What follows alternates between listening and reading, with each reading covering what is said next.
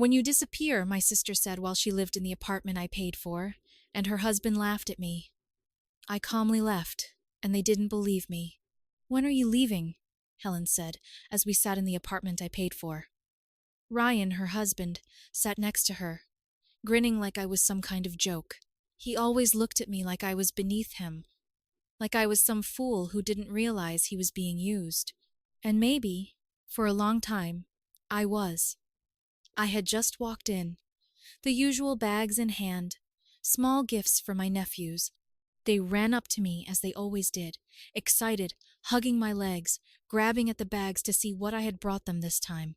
It was the best part of my visits, seeing their little faces light up, knowing I was doing something good for them. But Helen, she watched with that familiar irritation in her eyes. She had always been like that. If I spent too much time with her children, she would get upset. If they were more excited to see me than her, she got defensive. She used to make small comments, but lately they had turned into complaints. Once, she even told me she didn't like that they looked up to me so much, as if being a good uncle was a problem. And yet, I was still helping her. I paid her rent, $1,200 a month, for over a year.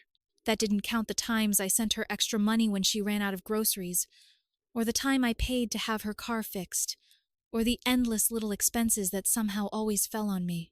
I did it because our parents told me to. Family helps family. And since I was doing well financially, and they weren't, I should step up. So I did.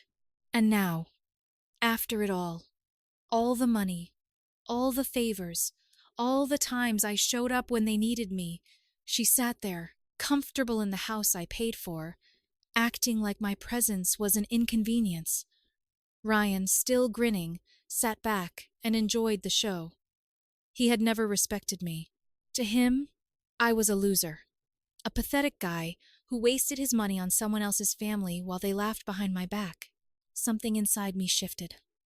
I had tolerated it for too long. I put down the bags for the kids and looked straight at Helen. "If I'm bothering you so much, I'll leave." She scoffed, rolling her eyes like I was being dramatic. "But Ryan," he laughed, not a polite laugh. Not an awkward laugh. He really laughed. "Don't forget the bills next week," Helen called as I grabbed my keys. Ryan grinned. "Yeah, don't forget." I paused at the door and turned back to them. "Oh, don't worry," I said. "I remember everything." And then I walked out. They didn't believe me. Not when Helen texted me the next week about the rent and I ignored her. Not when she tried to call and I let it ring. Not when she sent another message, this time pretending to be nice, saying she just wanted to talk. For 3 weeks I was silent. I never showed up, never answered, never sent a dime. Then, on the 4th week, at our mother's birthday dinner, everything finally exploded. I hadn't seen Helen or Ryan in almost a month. Ignoring their texts had felt weird at first, but by the 2nd week it felt good, freeing. I had spent years being the reliable one, the one who showed up, the one who helped. Now, for the first time, I was letting them figure things out for themselves. And I knew they were struggling. Helen's messages had changed over time. At first, she would ask for the money as if it were a scheduled payment. Then she tried guilt by bringing up the children. "Dash, I thought you loved your nephews." When that didn't work, she got angry. "Dash, you can't just cut off family like that. Clayton, you owe us." But I didn't owe them anything. I expected her to lose it eventually, but I didn't expect it to happen at our mother's birthday dinner. The whole family was there. Our parents, our aunt and uncle, some cousins. It was supposed to be a peaceful evening. But the moment Helen saw me, her expression turned cold. I barely had time to sit down before she leaned over and hissed, "Can we talk?" I didn't want to make a scene, so I nodded and followed her to the side of the room. Ryan stayed at the table, watching, as if he already knew what was coming. Helen didn't waste any time. "Rent's due tomorrow, Clayton. You know that." I stared at her. "Yes." "So?" Her jaw tightened. "And you didn't send the money last month." "What the hell?" I kept my voice even. "I told you I was done." She blinked as if she hadn't really processed what I'd said. "You what?" "I'm done, Helen. I'm not paying for you anymore." Her face twisted in shock, then anger. Are you serious? You think you can just cut us off? We have children, Clayton. I crossed my arms. Then maybe you and Ryan should figure out how to support them yourselves. I had never seen her look at me with such pure anger. Wow. So this is who you are, huh? You act like you're this great uncle, but when it comes down to it, you just disappear, just like I knew you would. I shook my head. I didn't disappear. You pushed me away. Before she could say anything else, our dad called from across the room. Hey, what's going on over there? Helen didn't even hesitate. Clayton refuses to help us anymore, she said, loud enough for everyone to hear. The table fell silent. Our mom looked confused. What do you mean? Helen turned to her, her voice full of frustration. He knows we can't afford the rent without him. He just cut us off without warning us. I almost laughed. I warned you when you told me to leave. That's when our dad's face darkened. Clayton, why would you do this to your sister? I looked at him, waiting for him to ask the right question, waiting for him to ask why I had stopped. But he never did. Helen continued. I mean, I understand if he needed a break or something, but to completely abandon us, that's just cruel. Ryan, still at the table, finally chimed in. It's actually embarrassing, man. You act like you're better than us, but at the end of the day, you're just selfish. I clenched my jaw, but before I could answer, our Uncle David spoke up. Wait a second. Are you telling me that Clayton has been paying your rent all this time? Helen hesitated. I mean, he helps out, yeah. David scoffed. Helps out? He paid everything, didn't he? Now everyone was looking at Helen and Ryan differently. Our Aunt Linda shook her head. Jesus, Helen. You've been living off your brother while pretending it's his job. Helen's face flushed. It's not like that. Then what is it like? David shot back. I remained silent and let them have it. Ryan, clearly feeling cornered, decided to change tactics. Look, it's family, okay?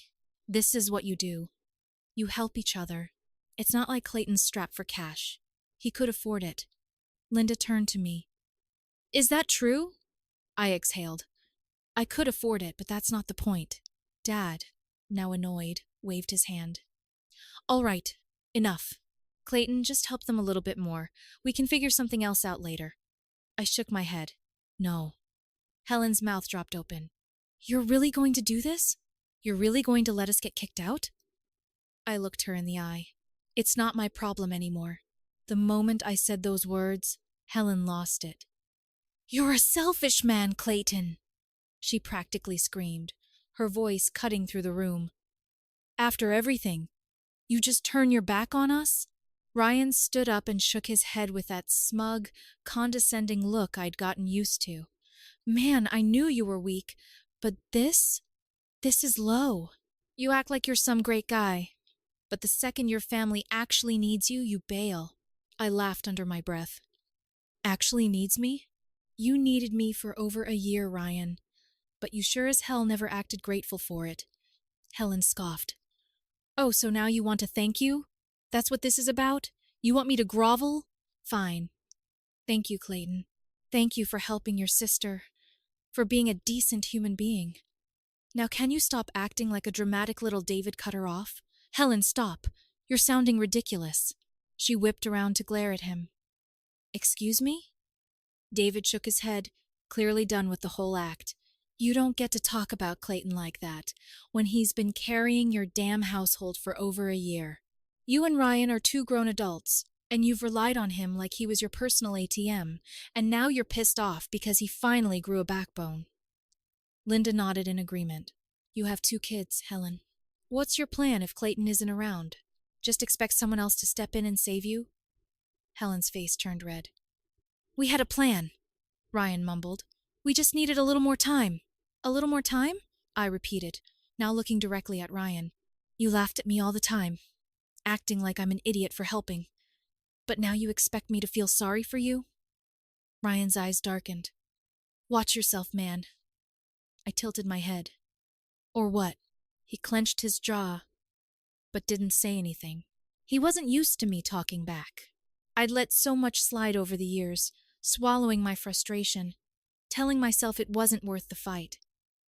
But I was done with that. Our dad, clearly uncomfortable with the whole thing, finally spoke up.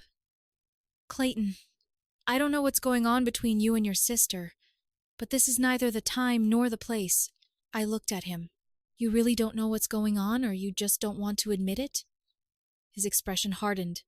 Family doesn't turn its back on each other. And yet when Helen treated me like garbage for years, you never said a word. That hit something because, as he looked away, Helen let out a bitter laugh. "Wow, so now I'm the bad guy, huh?" Linda crossed her arms. "If the shoe fits..." Helen turned back to me. "Fine, don't help. But if we get kicked out, don't come crying to us about how guilty you feel." I smiled. "Oh, I won't." The table fell silent. Ryan was staring at me now, like he finally realized I wasn't bluffing. He leaned forward. "So, that's it? You're just going to walk away? Pretend we don't exist? You both made it clear that I was never more than a paycheck to you. So yeah, I'm walking away." Helen's face contorted with rage. "You're such an..." I shrugged. "Maybe, but at least I pay my own rent." That's when Ryan snapped. 1 second he was sitting there, and the next he was lunging at me. Ryan lunged at me, swinging his fists as if he actually thought he could knock me down. It was pathetic. The guy was fighting like someone who had never been in a real fight before. Wild, uncoordinated, all anger and no skill. I barely had to move to avoid his first punch. He came at me again, but this time I caught his arm, twisted it, and pushed him back. He stumbled, knocking over a chair and almost taking the tablecloth with him. "You really want to do this?" I asked, shaking my head. "Go ahead, but you'll regret it." Helen was already screaming, "Stop it! Both of you!" But Ryan wasn't done. He stood up again, red in the face, and charged again. I let him come, then stepped aside at the last second. His own momentum sent him right into the table, knocking over a plate and almost losing his balance. Before he could turn around, I grabbed his arm, drove my fist into his gut, and watched as all the air left his body. He fell to his knees, gasping for breath. "You son of a..." he panted. I stepped back. "Stay down, Ryan. You're embarrassing yourself." Helen ran to him and knelt beside him as if I had just committed a crime. "Ryan, are you okay?" He tried to look at me, but he was still struggling to catch his breath. Then my dad stood up. "Enough!" I turned to him, waiting for him to say what everyone else in the room knew, that Ryan had started it, that Helen and Ryan had treated me like garbage for years, that it wasn't my fault. Instead, he looked right at me. "Get out, Clayton." I blinked. "Are you serious? You attacked Ryan!" Helen shrieked. I laughed in disbelief. "Ryan attacked me. I was just defending myself." Dad didn't listen. "I won't have this kind of violence at our family dinner. You need to leave now." "David," my uncle slammed his hand down on the table. "Are you out of your mind, Steve? You saw Ryan go after him first." Linda, my aunt, crossed her arms. "You're really going to kick out the only person in this room who did the right thing?" Dad's jaw tightened. "I'm not arguing." I looked around the room. Mom had her hands in her lap, avoiding eye contact. Helen was still acting like Ryan was some kind of victim. Ryan, still on his knees, looked like he wanted to crawl into a hole from the sheer humiliation of it all. But David and Linda, they were furious. I exhaled, grabbed my jacket, and headed for the door. As I passed Helen, I leaned in just enough for her to hear me. "Good luck with the rent." Then I walked out. And I didn't look back. For 2 days, I didn't hear from either of them. No texts, no calls, nothing. I wasn't surprised. Dad had made it clear whose side he was on, and Helen was too proud to reach out first. I figured they'd stay mad for a while, then eventually find a way to blame me for everything. And honestly, I was okay with it. I felt free for the first time in years. No more paying their rent. No more guilt trips. No more dealing with Ryan's smug attitude. I focused on myself, went to work, went to the gym, actually spent money on myself for once. It felt good. Then, on the third day, I got a call from Mom. I stared at the screen for a moment before answering. "Hey." Her voice was tense. "Clayton, we need to talk. It's important." I sighed. "What is it now?" "It's Helen," she said quickly. "Something's happened. My stomach dropped. As much as I wanted to be done with them, the thought of something serious still made my heart clench. What happened?" Mom hesitated, as if choosing her words carefully. "They're in trouble, Clayton. They may lose the apartment today. The landlord gave them final notice. They have until the end of the day to pay, or they'll be evicted." I ran my hand over my face. "Are you serious? I told Helen weeks ago that this was going to happen." "I know," Mom said, "but it's not just her. The kids, Clayton. They don't deserve this."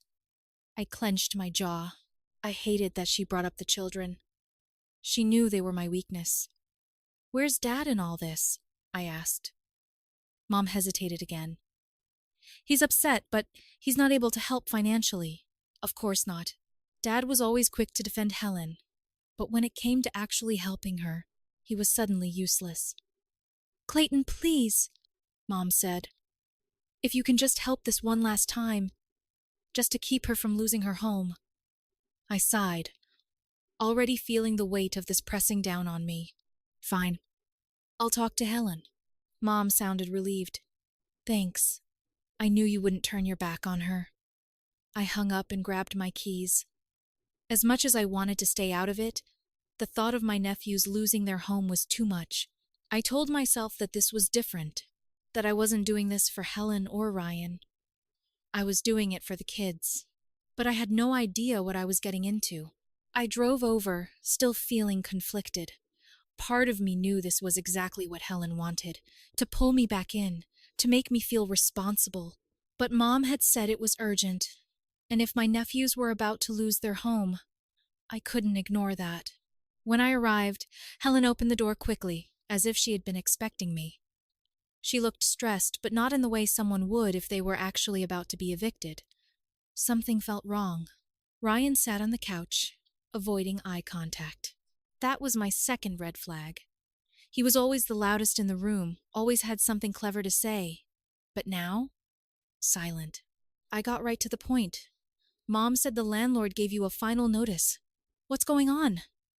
Helen sighed dramatically and ran a hand through her hair. "It's bad, Clayton. They say if we don't pay by tonight, we're out. No extensions, no warnings, just gone." I studied her face. "And you're telling me this now?" She hesitated, then forced a helpless expression. "I thought we could work something out, but we don't have enough, and—" "How much do you need?" I interrupted. She looked at Ryan. He still wasn't looking at me. I narrowed my eyes. "You know how much you owe, right?" "Of course," she snapped. "It's, $1,200. Exactly." She hesitated. "Well, I mean, give or take a little." I crossed my arms. "Where's the eviction notice?" Her face paled. "What?" "The notice," I repeated. "If your landlord is evicting you today, there should be a written notice." "Let me see it." Helen laughed nervously. "Oh, Clayton, come on. You don't have to. Show it to me." The note. She opened her mouth, closed it, then turned to Ryan. "Ryan!" "Tell him," Ryan groaned, and finally spoke. "Just drop it, Helen." I stared at her, realization settling in. Unbelievable. Helen huffed. "Clayton, listen, I cut her off." "You lied." Her eyes widened. "No, you lied, Helen." My voice rose, anger bubbling up. "There's no eviction, is there?" She crossed her arms. "I mean, not yet." I let out a bitter laugh. "Wow. You had Mom call me, pretend it was an emergency just to get me to pay your rent again." "It's not like that," she snapped. It's exactly like that." I turned to Ryan. "And you went along with it?" Ryan just shrugged. Not my problem if you're stupid enough to fall for it. That was it. That was the moment something inside me snapped. I stepped back and shook my head. You two really are pathetic. Helen groaned. Oh, please. You act like we owe you. You have money, Clayton. It's not like this hurts you. I exhaled, forcing myself to remain calm. You're right, Helen. It's not about the money. It's about respect, and you've never had any for me. She rolled her eyes. Oh, here we go. No. We're done. That made her pause. What? I'm serious, I said, my voice calm. No more money. No more favors. No more me. Helen scoffed. You're being dramatic. I smiled. You'll see how serious I am. And with that, I walked out of her life forever. The moment I left Helen's apartment, I knew I was done for real this time. No more second chances, no more guilt, no more being used. But before I could completely walk away, there was one last thing I had to do. You see, when I first started helping, I set up a joint account to make things easier. It was in my name, but she had access to it so she could pay the rent directly. I had stopped putting money into it weeks ago, but I hadn't actually closed it. So the next morning, I went straight to the bank and withdrew every last cent from that account. There wasn't much left, maybe a few hundred, but it was mine. I transferred it back to my personal account and closed the joint account completely. Helen must have realized something was wrong pretty quickly, because when I got home, she blew up my phone. I didn't answer. She texted, "Did you take the money?" "What the hell, Clayton?" Then another, "You had no right to do that. That was our account." And another, "You're such a selfish, I hope you know that."